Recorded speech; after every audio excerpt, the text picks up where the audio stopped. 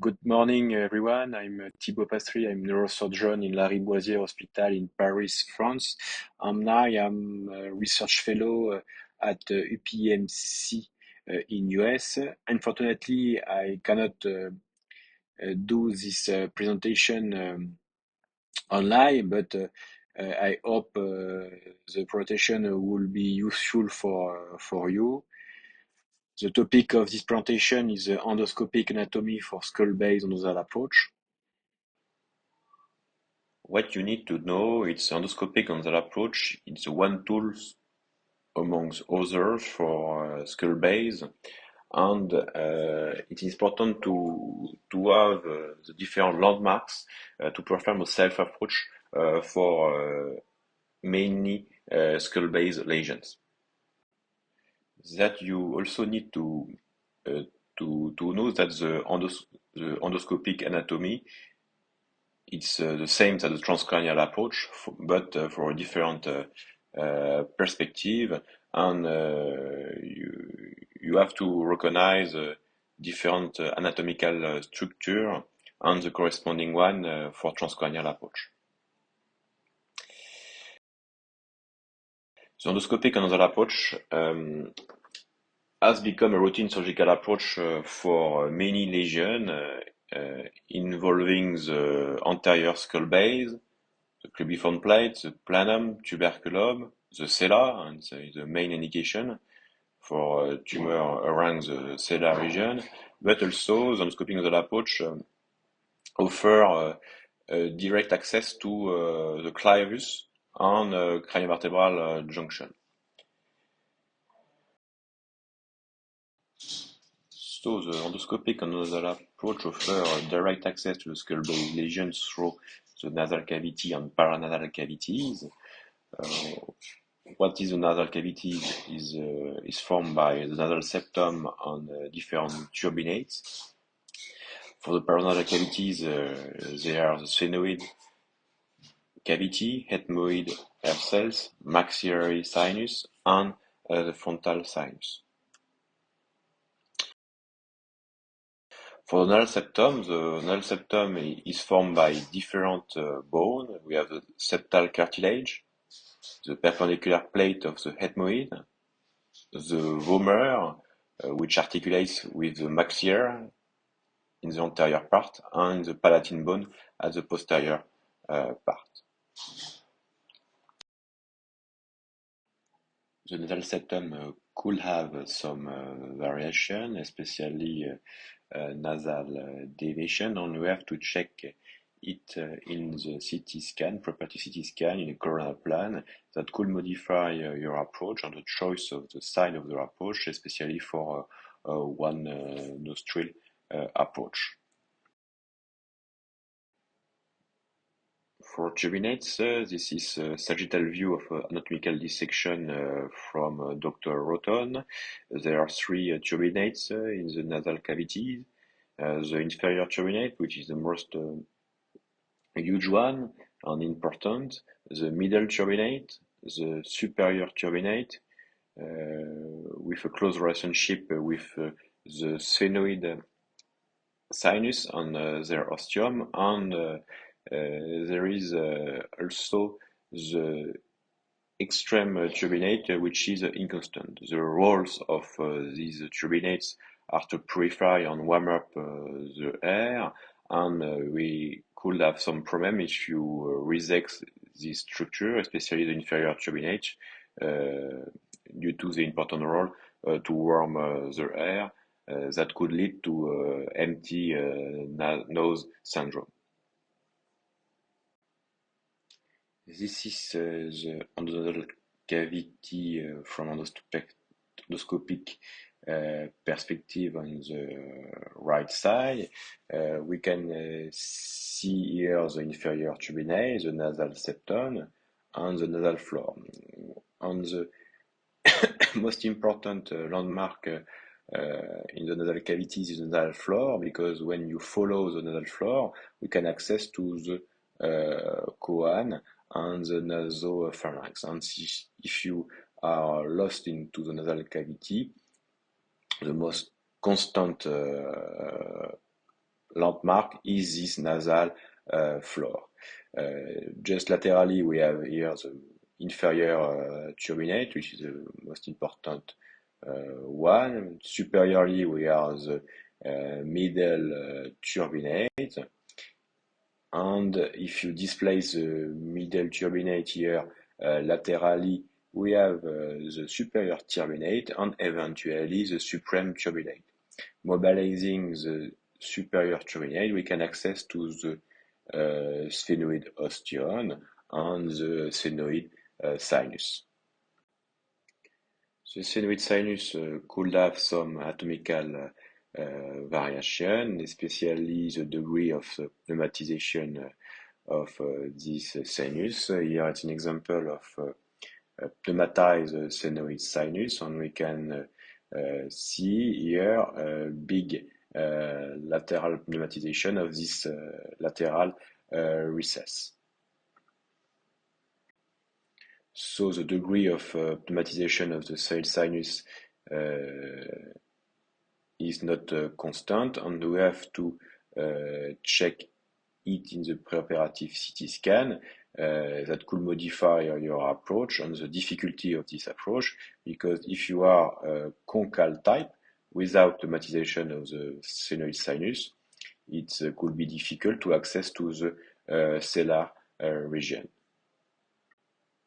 The other anatomical variation of the sphenoid sinus and ethmoid sinus is the presence or not of the anode cells. What is anode cells? The anode cells is the most posterior ethmoid cell that could be lateral and superior to the sphenoid sinus. Here, you can see here. And if you didn't recognize these cells, you can remove the air cells, and we can damage some important neurovascular structure as optic nerve or ICA. So you have to identify it in preoperative CT scan. It may nerve cells which extend up the sphenoid sinus and laterally. So now, once you have identified this anatomical structure of nasal cavities, we have different access to the sphenoid sinus. The most classic one is a paraseptal approach, eventually transrostral approach. You can access directly to the sphenoid sinus. We can also do a transethmoid approach, breaking each of these five roles, and we will see after in this presentation. So for the most classic one is a paraseptal transsphenoid approach. It permits to access directly to the sphenoid sinus without doing ethmoidectomy. So here it's different steps for do the paraseptal transsphenoid approach. We are on the left side. Here you can see the nasal septum, the nasal floor below, middle turbinate, superior turbinate. If you displace the middle and superior turbinate, we can access to the sphenoid osteum. Noting here the nasal septum deviation. Once you have identified the sphenoid osteum, you have to do a sphenotomy to enter to the sphenoid sinus. What's important to know is the presence of the sphenopalatine artery at the inferior part of the sphenoid osteum, and if you want to conserve it for eventually a nasoseptal, pedicle nasoseptal flap, you have to be careful at the inferior part of the sphenoid osteum. So we prefer to use a Kerrison langer and enlarge the sphenoid osteum at the upper part. When you have done this, you can see here the sphenoid sinus and its contents. This is a paper dealing about the sphenopalatine artery. The sphenopalatine artery is important landmark and an important element to conserve if you would like to do um, an septal flap for skull base reconstruction. The sphenopalatine artery excites from its foramen, the sphenopalatine foramen. It is defined by the junction between two processes, here the orbital process and the sphenoid process of the palatine bone. Traditionally, there are two branches of this sphenopalatine branches, the nasal posterolateral branch and the nasal septal branch.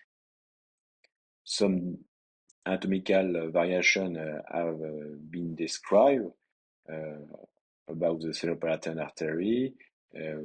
Traditionally, there are one trunk, but sometimes we can find two or three trunks. After opening the sphenosteum, we can access to the sphenoid sinus and its contents.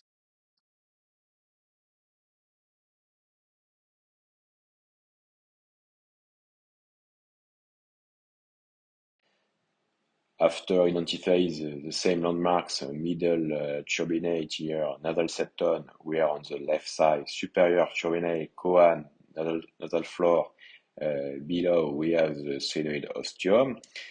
We have to identify the junction here between the nasal septum here and the rostrum. The nasal septum is soft and the rostrum is hard, and we can with dissector find the junction between both, and we can incise the mucosa at the junction between the nasal septum and the rostrum with a bovie to expose the rostrum. We can crack this junction and expose bilaterally the side of this rostrum. We can do a bilateral or monolateral approach. This is a view of bilateral approach with inside the nasal the junction between the rostrum and the nasal septum in both hands, exposing the rostrum, and you can remove with forceps or with a drill the rostrum to access to the sphenoid sinus. This is sphenoid sinus opening after removing the rostrum. You can see the different bony landmark as the sella and the clival recess. Here it's an example of a one nostril transrostral approach. Is it on the left side? After identifying the different nasal structure, we incise the mucosa at the junction between the septum and the rostrum. Here we conserve the contralateral mucosa, and with drill we remove anteriorly the rostrum to access to the sphenoid sinus.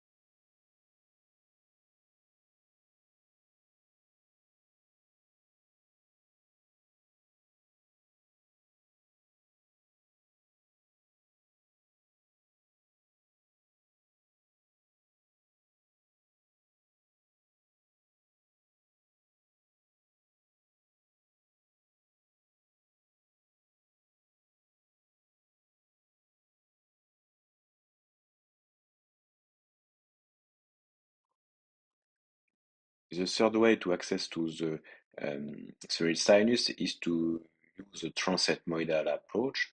When you use the transethmoidal approach, we have to break 5 walls before entry to the spinal sinus. The first wall is the instinate process. The second one is the bulla ethmoidalis. Breaking the bulla ethmoidalis allows to access to the ethmoid anterior part. Next, it's the basal lamella of the middle turbinate. Removing the basal lamella of the middle turbinate allows to access to the posterior ethmoid. The next one is the basal lamella of the superior turbinate, and the last one is the anterior wall of the sinus sinus. It is another view of these walls. The first wall is the instinate process. The second one is the bulla ethmoidalis. Removing the bulla ethmoidalis allows to access to the anterior ethmoid. The next step is to remove the basal lamella of the middle turbinate, allowing to access to the posterior ethmoid. The fourth one is the basal lamella of the superior turbinate, and the last one is the anterior wall of the sphenoid sinus. It is another view, instinate process, bulla ethmoidalis, basal lamella of middle turbinate, superior turbinate, anterior wall of the sphenoid sinus. Here it's an endoscopic view to describe steps by steps this ethmoidectomy, allowing an access to the sphenoid sinus. Here we are on the right side. We are here on the middle turbinate, displaced medially, inferior turbinate. Here we can see the bulla ethmoidalis on the upper part of the instinate process. We can remove incise and remove the instinate process. Here it's just a rotten anatomical description of the instinate process. We are here the bulla ethmoidalis, just behind. The middle turbinate, it's displaced medially here, and we can see just below the bulla ethmoidalis, and medially to the middle turbinate, we have the maxillary oxome. If you remove the bulla ethmoidalis and the medial part of the maxillary sinus, you can access to the maxillary sinus, and it's here is a posterior wall. We can conserve or eventually remove a part of the inferior turbinate to create space. Here is a bulla ethmoidalis, open, and if you open the bulla ethmoidalis, you can access to the anterior ethmoid, air cells. Here the maxillary sinus opened, and after removing the basal lamella of the medial turbinate, the basal lamella of the superior turbinate, we have access to the anterior wall of the sphenoid sinus, and we have a good access and large access to the sphenoid sinus, as you can see in this endoscopic anatomical view.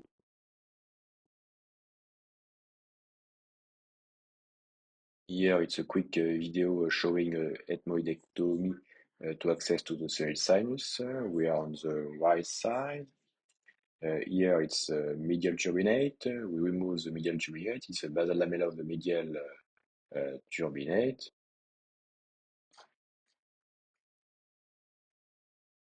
Here it's the instinate process inside. The bulla ethmoidalis is just behind, and we remove the air cells of the bulla ethmoidalis, and we can access to the anterior ethmoid. After removing the basal lamella of the middle turbinate, we can access to the posterior ethmoid. We continue to remove all these air cells of the ethmoid, and after removing the basal lamella of the superior turbinate, here we can access to the sphenoid sinus. Here we can see the anterior of the sphenoid sinus and the sinus just behind.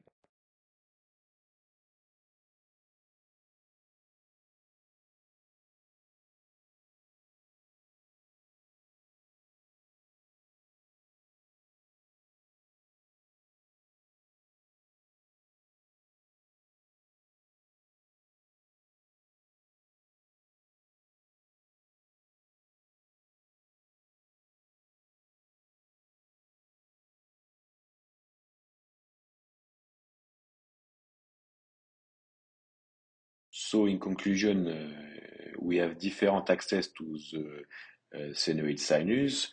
The most simple one is the paraseptal. We can do also a transrostral approach, one nostril or bi-nostril approach, and the most aggressive one and the most extended one is the transethmoidal approach. Once you are in the sphenoid sinus, you have to know the different bony landmarks. The bony landmarks could be difficult to observe if there is no pneumatized sphenoid sinus, but we have to identify the ICA. We have here the cavernous part, paracellar part of the ICA, and the paraclival uh, part here, paraclival here. We have a clival recess and paracellar ICA. Here it's sella. You can see the sella. More anteriorly, we have the tuberculum sellae here and the planum sellae. Between the planum sellae and tuberculum sellae, we have here the limbus sphenoidale. More laterally, we have the optic nerve. Here you can see the optic nerve. Just below, we have here the lateral opticocarotidal recess that correspond to the optic struct from a transcranial perspective. We can see here the supraorbital uh, fissure with an oscopic perspective. We have also an important landmark is the medial ear opticocarotidal recess. This medial opticocarotid recess represents an important landmark for endoscopic nasal approach. This is a good paper from Amin Kassam describing the medial opticocarotid recess from both endoscopic and transcranial perspectives. Here we can see this medial opticocarotid recess from endoscopic perspective, and here transcranial perspective. Here we can see the anterior clinoid process, the planum, tuberculum, chiasmatic sulcus, optic canal. From lateral view, we can that separates the optic canal to the supraorbital fissure is the optic stress corresponding to the lateral opticocarotid recess, and the medial opticocarotid recess correspond to a lateral ear, a tubercle crest, and not to the middle clinoid that is more below. This lateral tubercle crest here we can see from the superior and medial part of the carotid sulcus.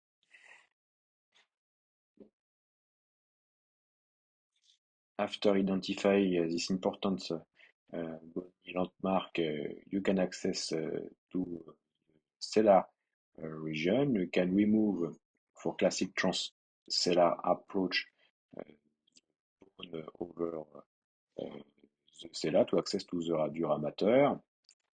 You can remove this bone with a Curison Ranger or a drill, and we can remove this bone until the paracellar ICA.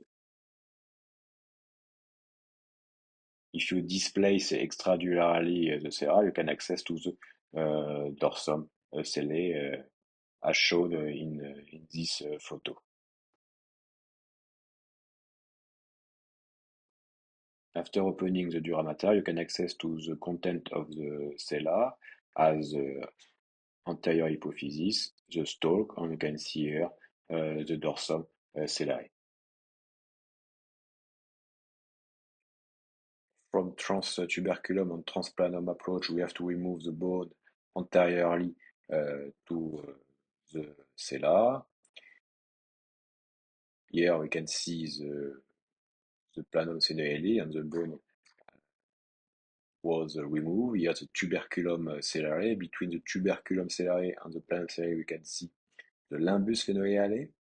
Here we have the cella, both ICA, paracellar segment of the ICA, paraclival segment of ICA. We have two optic nerve here.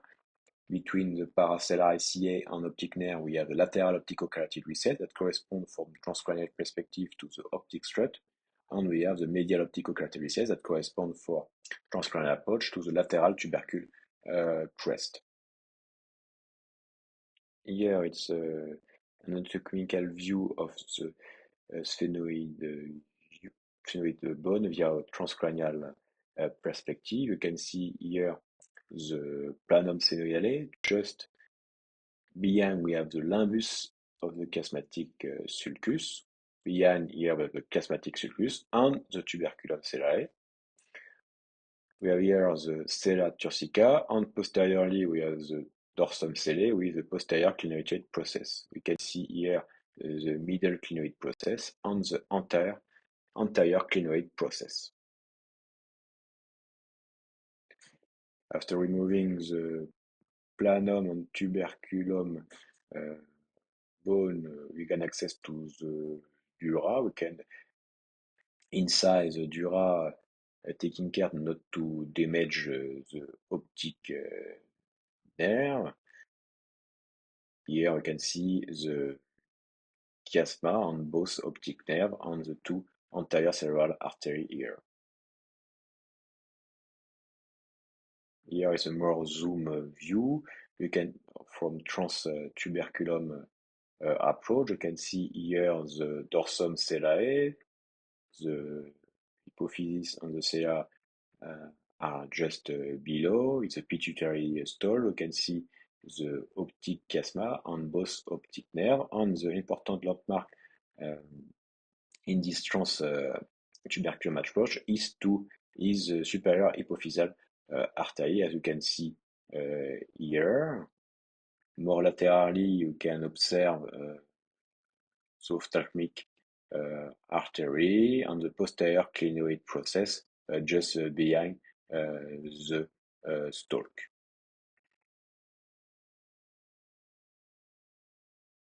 Here it's a good paper from Juan Fernandez Miranda about the surgical anatomy of the superior hypophyseal artery and its relevance for endoscopic and surgery. The superior hypophyseal artery origins from the clinoid segment of the ICA, distal to the distal durine ring. There are classically three branches. You can see here the optic branches, infundibular branching here, and the descending branches. The superior hypophyseal artery supplies the infundibular optic chiasm and the proximal optic nerve.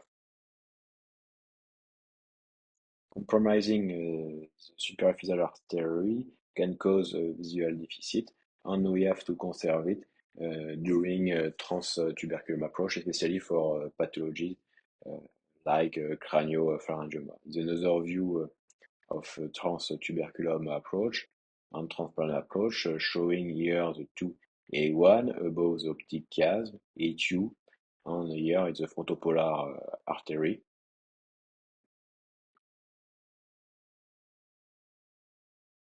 Here authors remove the lamina terminalis to access, as you can see, to the third ventricle. We are here A1, optic chiasm, pituitary stalk, and superior hypophyseal artery, and this diverse structure. For some pathologies involving the anterior skull base, particularly some meningeal lesion as olfactory groove meningioma, the endoscopic and nasal approach also offers a direct access via a transcribiform approach.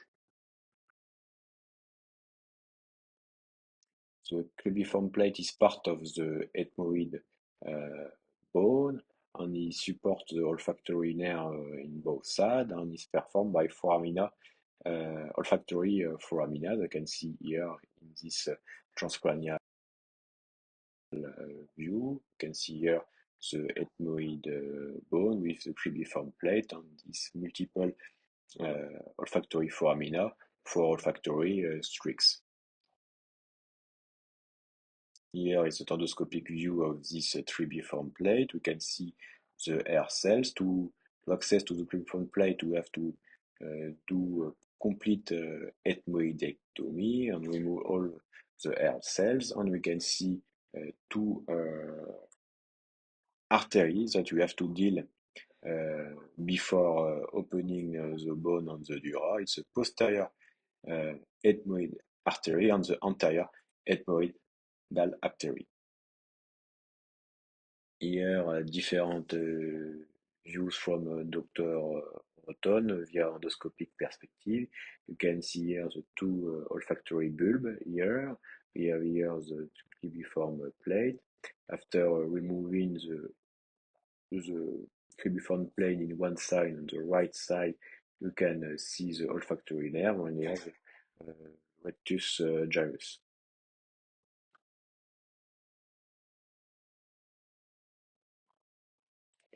Here it's transcribiform plate uh, view. You can see the two rectus gyrus. You can see here the olfactory nerve, and here we have the falx, and more anteriorly we have the Crista-Galli process.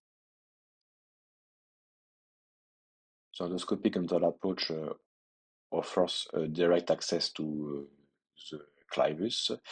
The clivus could be divided into three segments: the upper clivus, mid clivus, and inferior clivus. The upper clivus is limited superiorly by the dorsum cellae and the posterior clinoid process, and inferiorly by the floor of the cella. The midclavus is limited superiorly by the floor of the cella and inferiorly by the floor of the cenoid sinus, and laterally by both paraclival ICA. For the lower clivus, its limit is the floor of the cenoid sinus and the foramen magnum below. Each clival part gives an access to important neurovascular structure. For the upper clivus, we can access to the mesencephalum and upper pons and the interpeduncular cistern with the basilar artery, PCA, PCOM, ACA, and the third nail.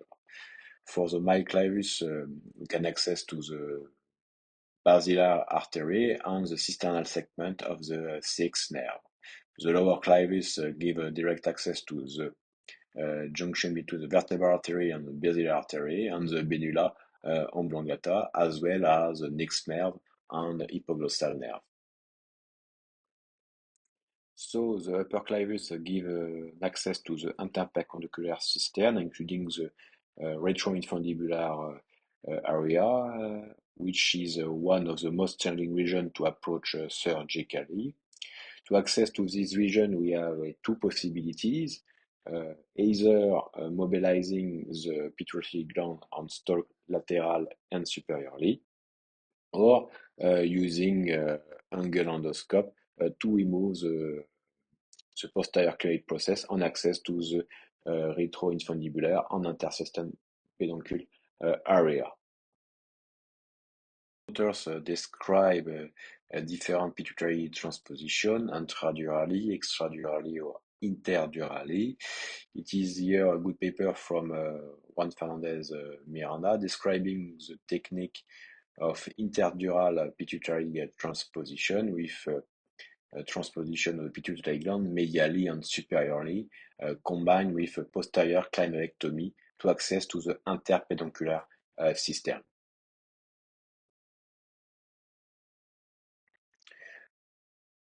Is it the endoscopic image showing stepwise dissection performed during the endoscopic and nasal transcutaneous approach with interdural pituitary uh, transposition. The periostal layer of the dura is incised medially to the ICA. After dissecting the interdural space and keeping the medial wall of the cavernous sinus with the pituitary gland medially, we have access to the posterior clinoid process, and we can see here the inferior hypophyseal artery that we have to coagulate and cut it to give an access to the posterior clinoid. After removing the posterior clinoid and their ligament, especially we can see here the interclinoid ligament, uh, which is medial uh, to the third nerve. You have a good access to the interperpendicular cistern with the both third nerve, the basilar artery, ACA, PCA, and mammary body.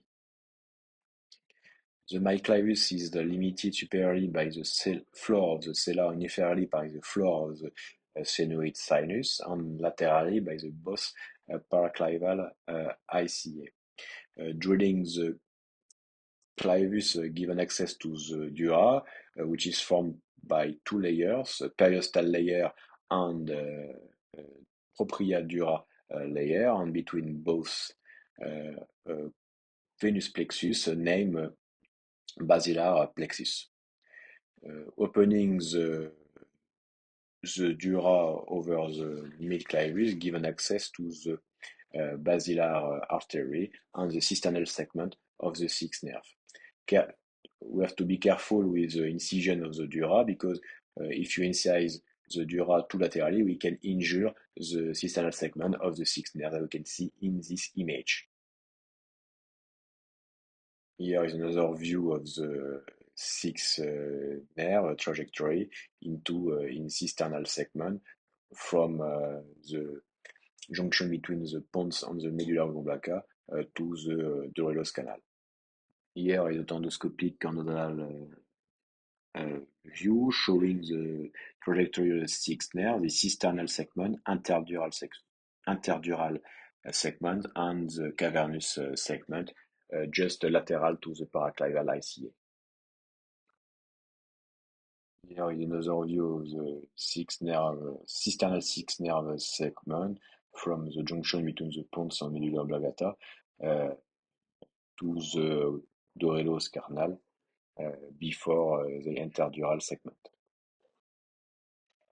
The inferior clavus is limited superiorly by the floor of the cerebral sinus and inferiorly by the foramen magnum. When you have to deal with this region, you have to identify the lacerant segment of the ICA, and you have to remove the pharyngeal muscle or display it inferiorly to access to this region. That we had to know before approaching the lower clivus and the craniovertebral junction is the location on the trajectory of the parapharyngeal ICA. Contrary to the paraclavial ICA and lacerum segment of ICA, the parapharyngeal ICA have many variation, and we have to check it in the preoperative angio CT scan or intraoperative with a Doppler on neuronavigation to identify their trajectory and their location in both sides. Here it's an endoscopic view of the nasopharynx. We can see here the Eustachian tube, the Rosenmüller fossa. We have here the parapharyngeal muscle on behind the mucosa. After displacing or removing the parapharyngeal muscle as rectus capitis or resimus, we can access to the lower clivus and the anterior arc of C1. Just behind we have the odontoid process, and there are multiple ligaments, the alarm ligament, transverse ligament. After removing all these bone and now opening the dura, we have fantastic access to the inferior part of the medulla oblongata with two both vertebral arteries, the anterior spinal artery, C1, 12 nerve, and more upper, the mixed nerve. So we have seen the skull base anatomy from the ventral skull base to the lower clivus and craniovertebral junction. Now I would like to focus my topo about the lateral skull base anatomy in the coronal plane to access to the cavernous sinus, petrous apex, parapharyngeal space, condyle, and jugular foramen. That you have to understand that if you would like to go more laterally, we have to use either angle endoscope, either uh, space, and to create space, we have to remove normal structure. The lateral skull base from the endoscopic perspective could be divided according to the position of the horizontal segment of the petrous ICA here into two groups, upper part and lower part. Here we can see in this drawing some important anatomical landmark, eustachian tube, ACA, lacerum, Vigan nerve, orbit, ethmoid, and sella. So to access laterally to the skull base, we have to create space, and you need to resect a normal structure, doing ethmoidectomy, antrostomy, to have a lateral trajectory to access to this region. Now for the upper lateral skull base, allows an access to the cavernous sinus and the paracellar region.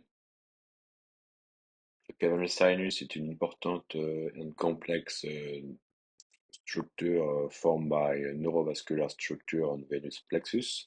The structure of the cavernous sinus has been compared to the hull of the boat, with a narrow its anteroposterior and a wide posterior, where it opens to the venous confluence from the basilar and petrous sinus. Rothschild described classically four walls: the medial wall, lateral, superior, and posterior.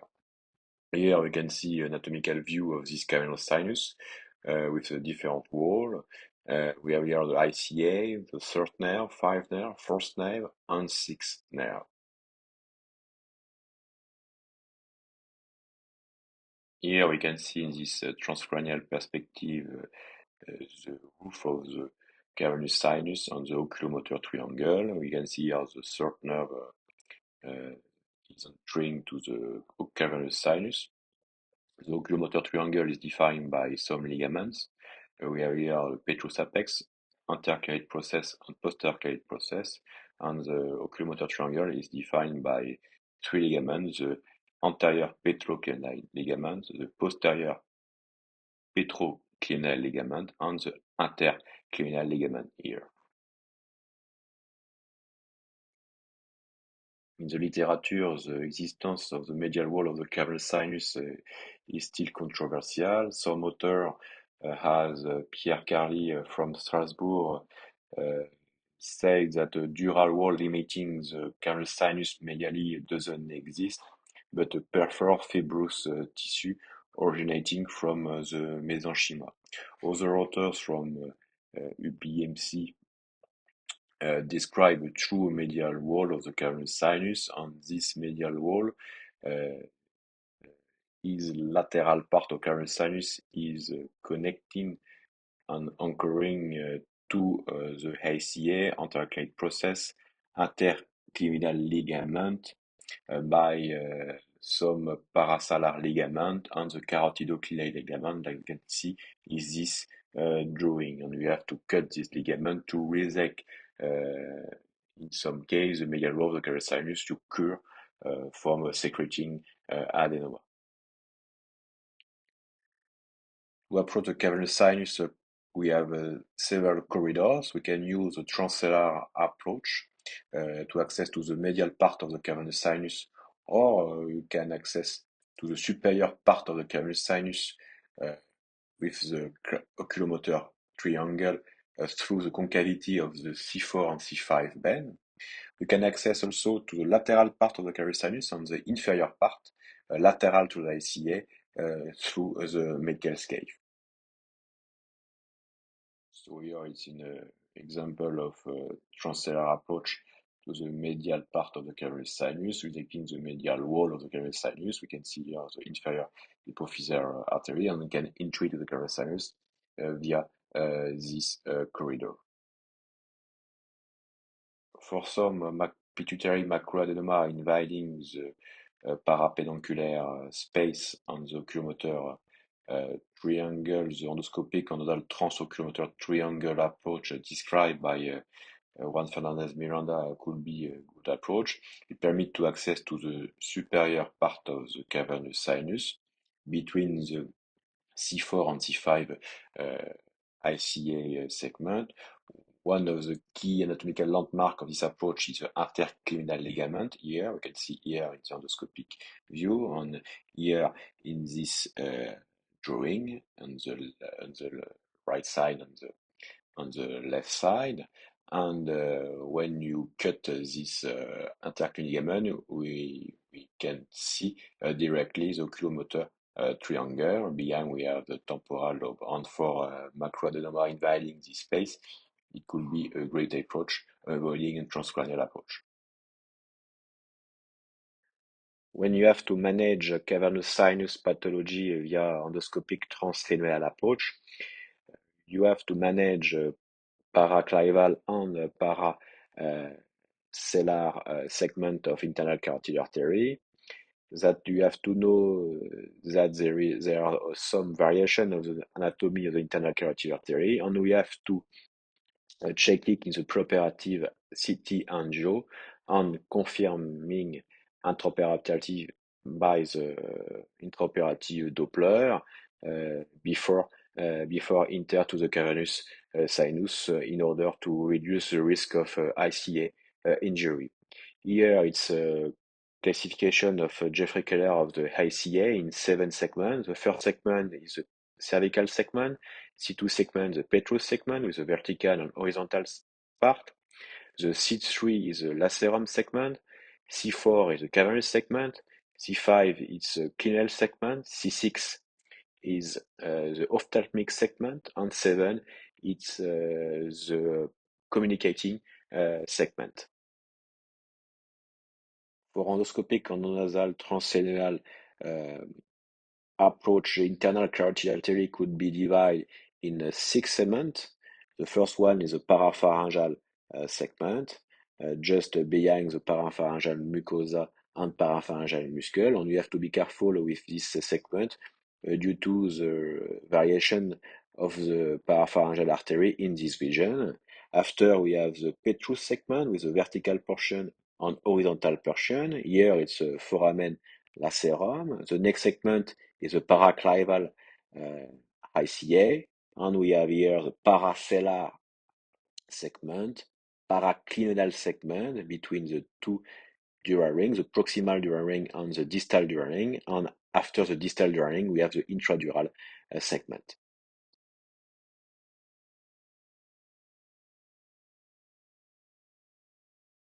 Apex, the endoscopic transsceneal approach allow an access to the medial petrous apex and the upper part, and it's a region medial to the ICA.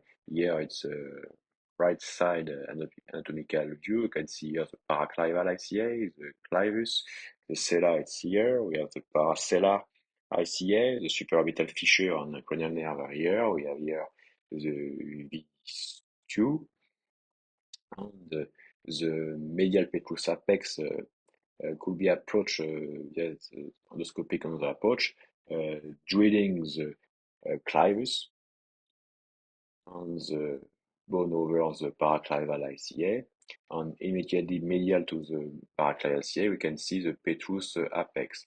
And the medial petrous triangle named by the PFC group is formed by the superiorly by the sixth nerve, paraclival ICA, and inferiorly by the petroclival synchondrosis. It permits to access to some tumor in this region, and particularly some chondrosarcoma or cholesterol granuloma that extend in this region.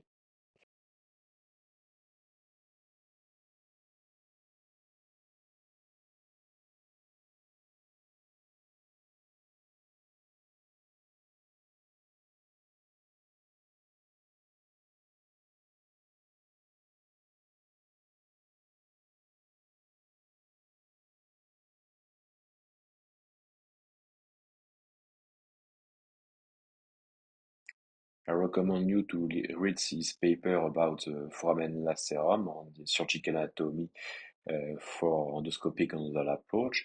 The foramen lacerum is formed by four walls. The anterior wall is formed by the Vidian canal, lateral to it, on the pterygo uh, sphenoidal fissure here. The medial wall is formed by the pterygosphenoidal fissure and petroclival fissure. The lateral wall is formed by the lingual process on this ligament, and the inferior wall is formed by the eustachian tube. The vagus nerve plays a role for lacrimal secretion. It is formed by the junction between two nerves, the deep petrosal nerve, GSPN, great petrosal nerve from the geniculate ganglion. Is both nerves joins at the posterior aspect of the Vidian canal to form the Vidian nerve. Here we can see we are on the right side, where here the horizontal petrous ICA, and we can see here the Vidian nerve is lateral to the anterior genou of the petrous ICA. You can see here in the CT scan this Vidian canal along the floor of the cerebral sinus. This Vidian nerve, Vidian canal could be skeletized to identify the lacerant segment of the ICA. This is other view of the Vidian nerve. You can see here the Vidian nerve. We have here the lacerant segment of the ICA, the anterior genou, the horizontal segment of the petrous ICA. We have here V2 between both the lingual process that has been removed. And if you follow the Vidian nerve, you can see here the GSPN and the deep petrosal nerve and the junction between both. It is another point of view of the GSPN and deep petrosal via transcranial approach. We are on the right side. Here it's a petrous apex drill, and we can see the GSPN along the horizontal petrous ICA and the deep petrosal nerve. To finish, I would like to talk about the lower lateral skull base to approach the lower cavernous sinus and petrous apex, the parapharyngeal space, and the condyle. The key to access to the lower lateral skull base in coronal plan is a transpterygal approach. A transpterygal approach allows an access to the pterygopalatine fossa here, limited anteriorly by the posterior wall of the maxillary sinus and posteriorly by the pterygoid plate. And after removing the posterior wall of the pterygoid plate, displacing the pterygoid palatine fossa contents, you can access to the pterygoid plate and the infratemporal fossa and its contents. Here we can see in the CT scan the pterygopalatine fossa in the yellow boxes and the pterygoid plate in the green boxes.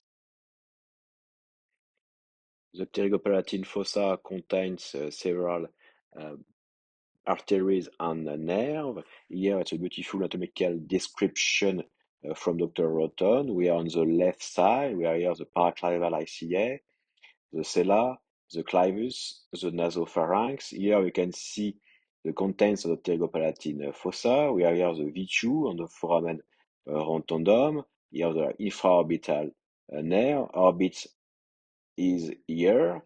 We have two important nerves, the Vidian nerve, which is running along the floor of the sinus towards the foramen lacerum, and another nerve, the great palatine nerve or descending palatine nerve. Here we have the pterygopalatine ganglion. For arteries, we have the hymax and the senopalatine artery, exciting from his foramen, and here we have a descending branch. Here is another beautiful view of the pterygopalatine fossa and its contents. Here is the foramen rotundum, the infraorbital nerve. We are here the descending palatine nerve, high max, phenylpalatine artery, and the descending branch. that we have to know that the pterygopalatine fossa and its contents are surrounded by a fat tissue, and to expose the pterygopalatine plate, we have to displace this fat tissue. Here is a CT scan in coronal plan showing the close relationship between the Vidian canal here and the foramen rotundum. When you identify the Vidian nerve on the floor of the sinus, immediately laterally and at the upper part, we can identify the foramen rotundum and V2. The first step to access to the pterygopalatine fossa is to remove the posterior wall of the maxillary sinus, which is classically thin. Here we have the senopalatine artery exciting from its foramen. This foramen is formed by two processes, the senoid process and the orbital process of the palatine bone. After coagulating, sectioning the senopalatine artery and removing the posterior wall of the maxillary sinus, we can access to the fat tissue surrounding the pterygopalatine fossa. To displace the contents of the pterygopalatine fossa, we have to sacrifice the sphenopalatine artery and two nerves, the greater palatine nerve or descending palatine nerve and the median nerve, in order to displace laterally the pterygopalatine fossa and access to the base of the pterygoid.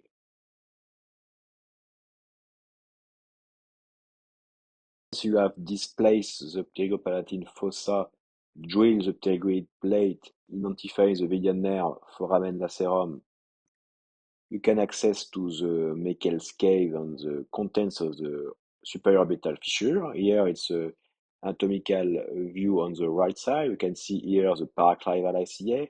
Foramen lacerum is here. We have here the paracellar ICA, paraclinal ICA, pituitary gland, clivus, and we can see the different nerves, the six nerves running along the lateral part of the ICA, V1, V2, and V3 in the lower part.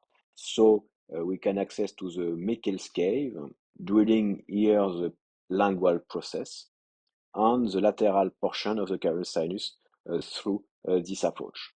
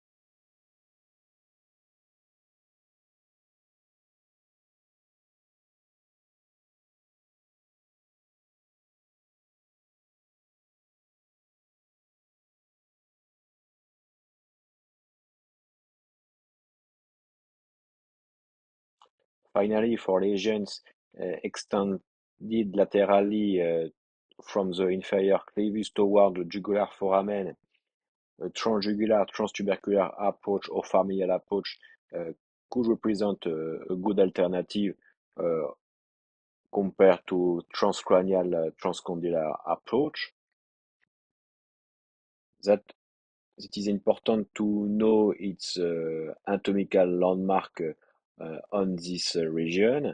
Here we can see here the condyle, occipital condyle. Here we have the inferior clavus, the foramen magnum, and here we have a groove, the supracondylar groove, and immediately lateral at the same level, we have the hypoglossal canal. And these anatomical landmarks are important to know to drill the hypoglossal canal and to before drilling also the condyle in order to not injury the hypoglossal nerve. And I like to compare this three structure with a cookie. With the superior part, we have the jugular tubercle here. The intermediate part is the hypoglossal canal, and the inferior part is the condyle. We have the jugular tubercle, hypoglossal canal, and occipital condyle. Here, anatomical views showing these three structure. We have the jugular tubercle here, the superior part, the supracondylar groove, and immediately lateral to this supracondylar groove, we have the hypoglossal canal, and inferiorly, we have the condyle. And we can drill the condyle to access to the ventral and lateral part of the pons and cervicomedullary junction. Here, it's a final anatomic view after opening the dura. We can see here the jugular tubercle here, hypoglossal canal, and we have the nerve roots of the hypoglossal nerve. We have here the vertebral artery, the junction between the basilar artery, and here we have the condyle. You can drill the condyle to access to the tumor extended in this region. To kindly thank the organizer of this session, and I'm available for any question. I hope this anatomical topo will be relevant for you, and see you soon.